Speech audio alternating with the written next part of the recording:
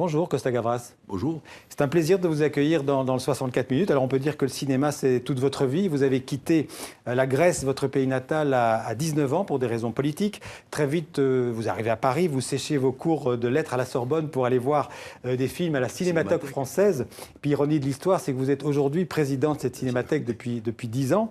Alors vous passez ensuite par l'IDEC, la grande école de cinéma à Paris, qui est aujourd'hui la FEMIS. Vous devenez l'assistant réalisateur de Jacques Demy, d'Henri Verneuil, de Jean Becker ou encore de René Clément. Et puis vous vous lancez en 65 avec votre premier film, Compartiment tueur, un film qu'on retrouve évidemment dans ce premier volume de l'intégrale de vos films, coédité par Arte. C'est un film assez rare, hein. Il était plus disponible, Compartiment tueur. Absolument. Les Américains avaient les droits et ils ne voulaient pas les lâcher. Finalement, on a réussi par les prendre. Alors c'est un premier volume donc, qui réunit vos 9 premiers films, tournés entre 65 et 83. On peut le dire, des films qui ont marqué l'histoire du cinéma. Je vais citer Z, L'Aveu, État de siège, Section spéciale, Clair de femme aussi, ou Missing encore. Alors avant d'en parler avec vous, je vous propose, Costa Gavras, de regarder un extrait de Z. Alors Z, c'est l'histoire vraie de l'assassinat d'un député grec de gauche, Grigoris Lambrakis. Ça se passe pendant la dictature des colonels en Grèce. Et il faut préciser d'ailleurs que le film... Ça se passe aussitôt, la dictature vient aussitôt après l'assassinat. Et ce film a été tourné alors que les colonels étaient toujours au pouvoir en Grèce. Ah oui, bien sûr, mais on a tourné ici. Voilà, un film avec notamment Yves Montand et Jean-Louis Trintignant. On regarde un extrait. Allons-y tout de suite. D'accord. Entrez directement à l'hôtel. Il y a aussi des menaces de mort. Un type raconte qu'il a entendu dire que l'on voulait assassiner. On demandera à la police de prendre des mesures... On ne demandera rien, ça fait pas sérieux. À la police, on ne parle que de la salle, c'est tout. Messieurs, il y a un problème. Cette salle ne remplit pas les conditions de sécurité requises. Il y a 15 jours, on y donnait des spectacles, monsieur le directeur de la police. Voici un rapport. Le plus grave, c'est qu'il manque une issue de secours. Il n'y en a jamais eu. Maître, pour les spectacles, ça n'est pas grave. Parce qu'ils ne présentent, eux, aucun danger. Par contre, une réunion comme la vôtre risque d'échauffer les esprits. Nos réunions ne représentent aucun danger, en aucun cas. Enfin, monsieur. Je n'ai aucune raison de vouloir empêcher cette réunion. Alors, Costa Gavras, une première question. Qu'est-ce que ça vous fait de revoir ce film? Vous les revoyez de temps en temps, vos films? Non, c'est très émouvant, mais là, pour le coffret, il a fallu les voir tous pour les restaurer les images et retrouver les couleurs d'origine. Alors, je les ai vus presque image par image, sans le son. Et après, je les ai vus entièrement. Bah, c'est émouvant, c'est d'autant plus émouvant que beaucoup d'acteurs, ils ne sont plus là, malheureusement. Ouais. Mais j'aime beaucoup. Je ne les vois pas souvent, non.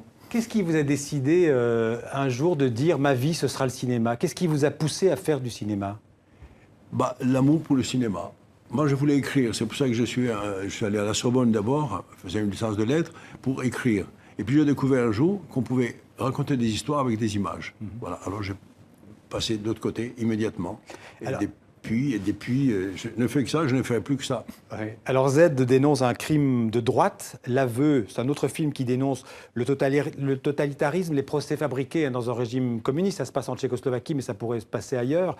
Vous étiez un réalisateur, comme on dit, engagé. Vous avez, au début, en tout cas, fait des films politiques. Non, j'ai fait des films, des histoires qui me concernaient, qui me touchaient profondément et qui s'est passé dans notre société et que ma génération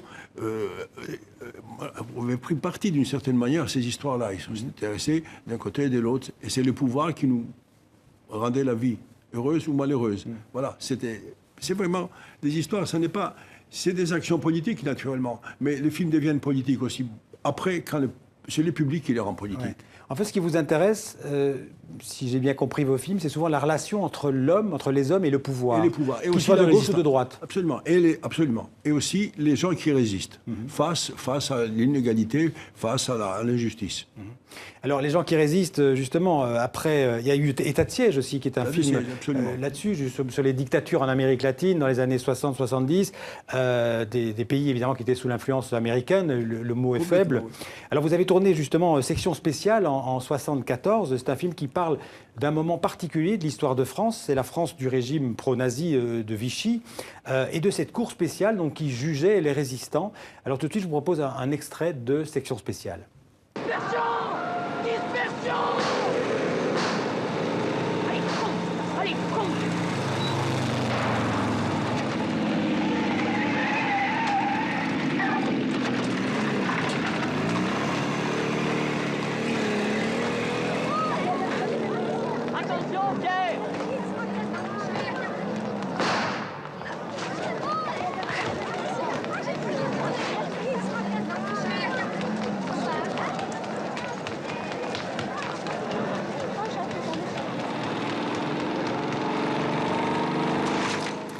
Alors c'est assez rare en fait les films français qui parlent de déjà de l'histoire, mais en particulier de cette période de l'histoire de France. Oui, cette période était quand même assez triste parce que, à propos d'un assassinat de jeunes contre un officier allemand, les Allemands demandent l'exécution des 6 Français. Ouais. Et le gouvernement français d'époque veut des condamnés à mort et crée une loi rétroactive et font exécuter des gens. Alors c'est la montée, la création de cette loi qui est l'histoire du film. Oui, en fait c'est un film sur les dérives de la justice en temps de guerre. Oui, absolument.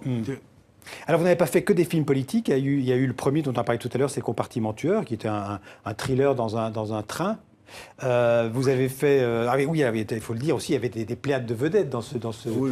J'ai eu la chance d'avoir des formidables acteurs dans ce film. Ouais. Il y avait Montand, Signoret, il y avait Jacques Perrin, il y avait Trintignant, Michel Piccoli, ouais. et quelques autres. Oui, Denner, qui était un grand acteur aussi, oui. On peut dire, Costa Gavras, qu'il n'y a pas de bons films sans de bons acteurs.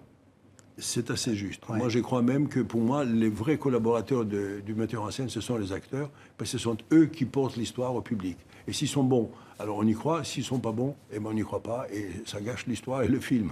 Vous êtes ce genre de réalisateur qui aime ses acteurs? Beaucoup. Ouais. Beaucoup, et je les connais très bien. J'en connais beaucoup. Et j'aime bien les voir, que ce soit au théâtre, que ce soit au film, pour voir leur progression et ce qu'ils font. Vous êtes très directif sur un plateau? Non, j'aime bien discuter avec les acteurs avant le plateau. Et quand on arrive sur le plateau, tout doit être prêt. Et je pense aussi que le metteur en scène doit avoir le dernier mot. Alors, il y a eu des films qui n'étaient pas, je le disais, des films politiques. Il y a eu Clair de femme aussi, qui est un livre, un film adapté d'un livre de Romain Gary. Romain Gary, qui est une très belle histoire d'amour avec de deux personnes qui sont très très malheureux. Romain Gary disait qu'on peut profaner le malheur avec l'amour. Ouais. C'est cette idée-là qui m'a beaucoup plu. Et j'ai fait ce film qui était un grand plaisir parce qu'il y avait Montand et Romy Schneider, des grands acteurs. Ouais. On peut dire que Montand, c'est un homme qui a compté dans votre vie. Il a tourné, je crois, dans combien de films avec vous? 5 films. 5 films, ouais. Oui, beaucoup, dans la vie professionnelle et dans la vie privée aussi, parce que avec Louis et Simone et d'autres amis, j'ai appris beaucoup de choses. Ouais. Alors, il y a eu Missing aussi sur la dictature Pinochet au Chili. Hein. C'est cette dictature vue par le père d'un journaliste américain, un père qui est joué par Jack Lemmon, hein, c'est un très grand acteur américain.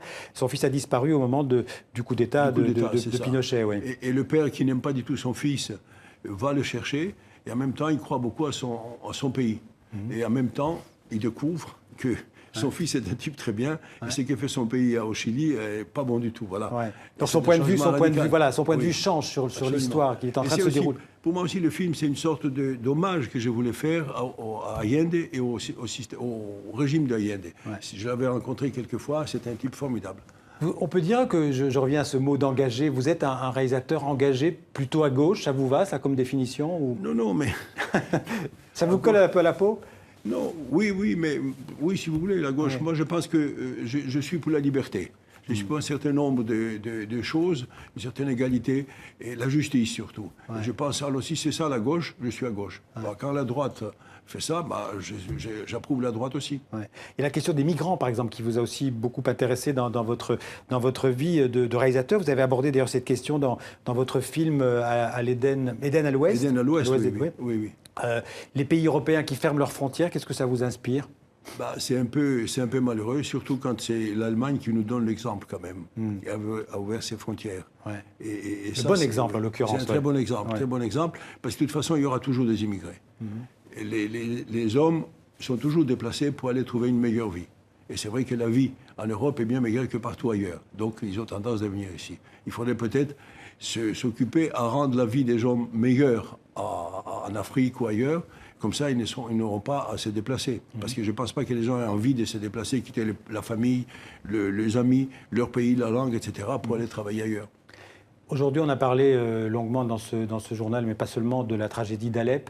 Cette tragédie aussi, ça pourrait être quelque part le thème d'un film.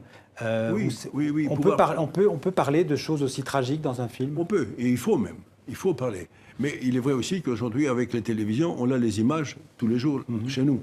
Donc il faudrait attendre pour voir pourquoi on est arrivé là à Alep et pourquoi le monde occidental a laissé filer ça, a laissé faire ça. Ouais. Je parlais de la gauche. On va bientôt avoir des élections présidentielles en France. L'état de la gauche, qu'est-ce qu'elle vous inspire quand on voit cette primaire d'un parti très divisé? Écoutez, nous sommes à une période d'avant les élections. Ce sont toujours des périodes très vulgaires, à mon avis. Ce n'est pas des périodes politiques. Il faut attendre que tout ça se décante jusqu'à l'élection, jusqu'où il y a des candidats précis pour prendre des décisions, pour essayer de voir... Vous avez utilisé le mot vulgaire? Oui, oui, absolument, parce que je pense que les hommes politiques essayent de faire tout pour faire plaisir aux électeurs. Alors ils promettent tout ce qu'on veut, et finalement, ils n'arrivent pas à tenir leurs promesses, tous. C'est ça le grand drame de la politique, je crois. Mais cette crise de la politique aujourd'hui, cette montée des populismes de l'extrême droite dans certains pays, ça vous inquiète? C'est très inquiétant. C'est très inquiétant parce que le populisme a conduit dans le passé à des choses très très négatives. Ouais. Et les gens qui promettent aujourd'hui, surtout l'extrême droite, hier ils promettaient l'Algérie française. Ouais. Et vous vous rendez compte, si aujourd'hui l'Algérie était française, il y aurait 40 millions de musulmans en France. Ouais. Encore un mot, Costa Gavras, on vous verra encore derrière une caméra prochainement? Oui, sûrement. J'essaye d'écrire un scénario, alors peut-être, oui. On peut dire votre âge? On peut dire votre âge? 83 ans? 83 ans, oui. Oui. Je vais simplement rappeler donc la sortie de ce coffret, donc avec les 9 premiers films de votre filmographie. J'imagine qu'il y aura bientôt un deuxième coffret. Oui, à la rentrée. Voilà, avec donc des films. Il faut les restaurer et je pense septembre, octobre, ils vont sortir, oui. Et que vous serez aussi, je pense, au cinéma Luminor, Hôtel de Ville, pour une séance. Parce qu'on fait une journée entière avec des différents films et je suis prêt là pour discuter avec les publics. Si j'ai envie de discuter, évidemment. Merci beaucoup d'être venu en parler, en tout cas, sur le plateau du 64 minutes. Merci à vous. Merci à vous.